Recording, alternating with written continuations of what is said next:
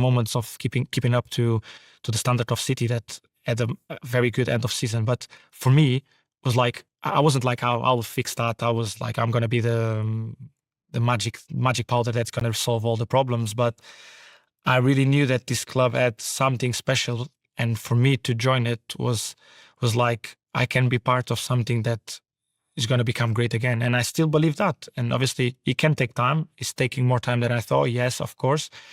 But at that time, I had too many dreams in my head, and they still are here, and still a lot of things that I want to achieve.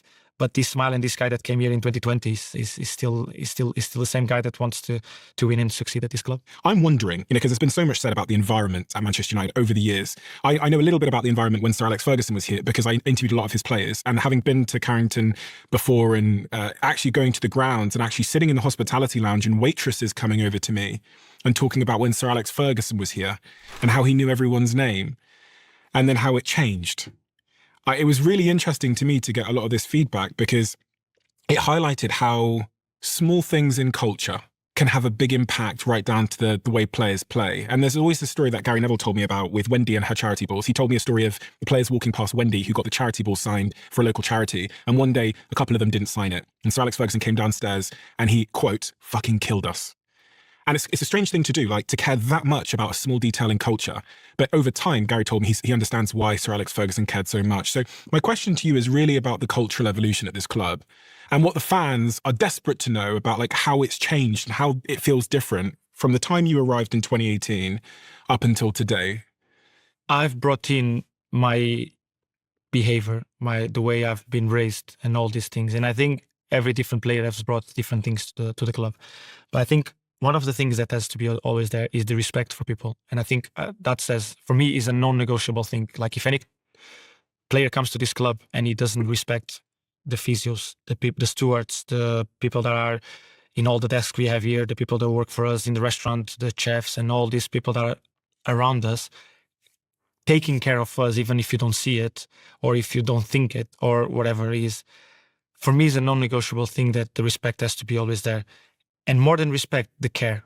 You need to care about them, because if you have a good foundation, a good base of respect and care in your club, it's going to get better. The environment gets better. Everything is more positive. Because I think, and this is probably the way I've been raised, I treat everyone in the same way. I don't treat the players in a way that I don't treat the clean lady or the people that are in the front desk or the stewards and at the entrance. If I say good morning to these ones, I say good morning to these ones. I don't change that. If I give a handshake to these ones, I give a handshake to this one. If I greet them as I'm greeting my teammates, they will feel part of it. They will feel involved. They will feel as important as them, even knowing that the role of them is completely different of the other ones, because the role of a CEO is one thing. But if the cleaner doesn't clean everything nice and leaves everything prepared and well done and everything, you will notice that something is wrong. You will notice that this is not the place where you want to work for. You notice that you don't want to be the CEO of a company that has trash everywhere. Yeah. And so why wouldn't you greet the person that takes care of you, takes care of your place to look so good and to make an impact when people come in from the outside? It reminds me of something actually Johnny Ive said. So Johnny Ive is the famous Apple designer that designed all the Apple products that we know and love. And he said, it's very hard to feel care. He goes, but everyone can feel when someone didn't care. You go to a restaurant and they didn't care. Small things. He goes, but it's like, he said, care is just this thing in the background, this ambient feeling you have when you arrive somewhere. But you can't like point out exactly what it is, but you can feel it. That's the thing. I think is more that you feel it, but you don't see it. And I think touching this point, I was talking about cleaners. My mom she was cleaning houses for work. So I never wanted the people that were cleaning the house to treat my mom badly, or let's say downgrade the work she's doing for them. Because, for example, now I have a person that works in my house. I don't allow my kids to talk badly to her. I don't allow my kids to say, grab that and put it in place. And I said it to her in the first day she came to work, and I said, if something is not in the right place, obviously I want you to clean. I want you to put things in place. I want all of this. But I don't want my kids to tell you, oh, arrange that or put this in place. No. If they want something, they can ask you. But first of all, they need to be respectful. If they can't make it, they have to ask you, but in the respect way. But if it's something that they can make, you have to make them make it. Not like, oh, you do it. No, just explain them how to do it. Show them the way so they learn with it.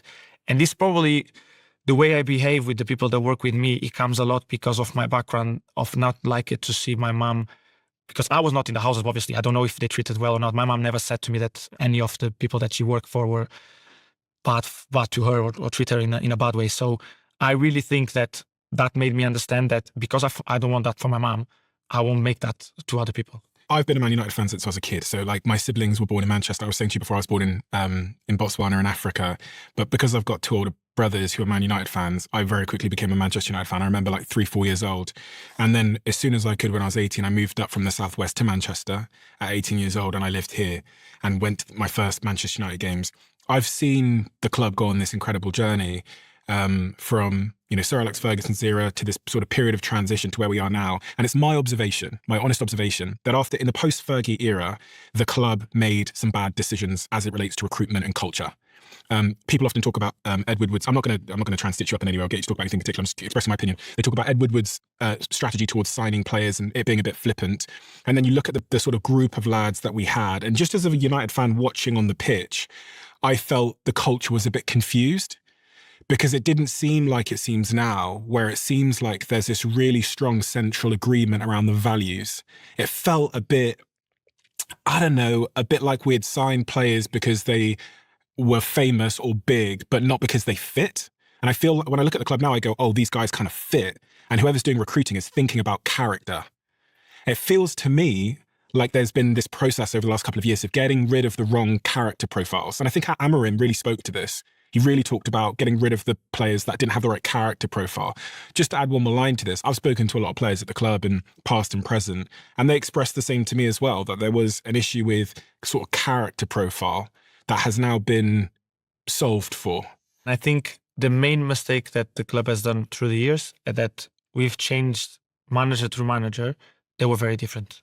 And that's already a bad sign, not of recruitment, because then you bring in players that fit that manager. Mm-hmm. But the next one you brought plays a completely different way.